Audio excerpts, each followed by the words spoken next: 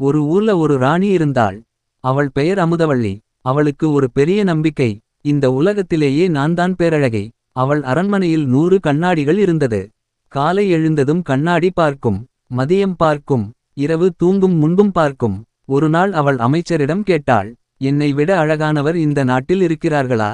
அமைச்சர் பயந்து, இல்லை ராணியே, நீங்கள்தான் சந்திரனையும் வெல்லும் அழகு என்றார். அதை கேட்ட ராணி பெருமையால் சிரித்தாள். ஆனா அதே நாட்டில் ஒரு சிறிய கிராமத்தில் மீனா என்ற பெண் இருந்தாள்.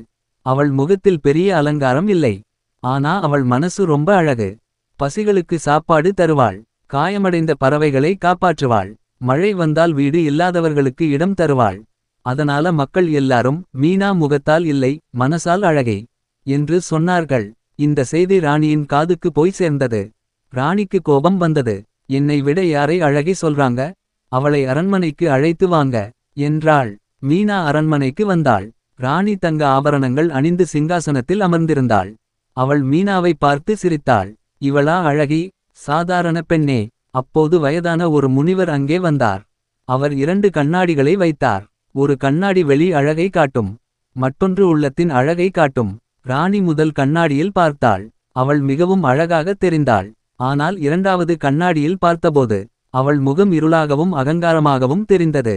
மீனா 2வது கண்ணாடியில் பார்த்தபோது அவள் சுற்றி ஒளி பிரகாசித்தது போல இருந்தது. முனிவர் சிரித்து சொன்னார், முக அழகு காலத்தால் மாறும். ஆனா மன அழகு ஆயுள் முழுக்க நிலைக்கும். அந்த வார்த்தை ராணியின் மனசை குத்தியது. அவள் மெதுவாக சிங்காசனத்திலிருந்து இறங்கி மீனாவிடம் சொன்னாள், நான் என்னை மட்டும் பார்த்தேன். நீ மற்றவர்களின் கண்ணீரை பார்த்தாய். உண்மையான பேரழகு உன்னுடையது.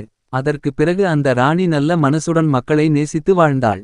கதையின் நெறி, அழகு முகத்தில் இல்லை, அது மனசில் இருக்கிறது.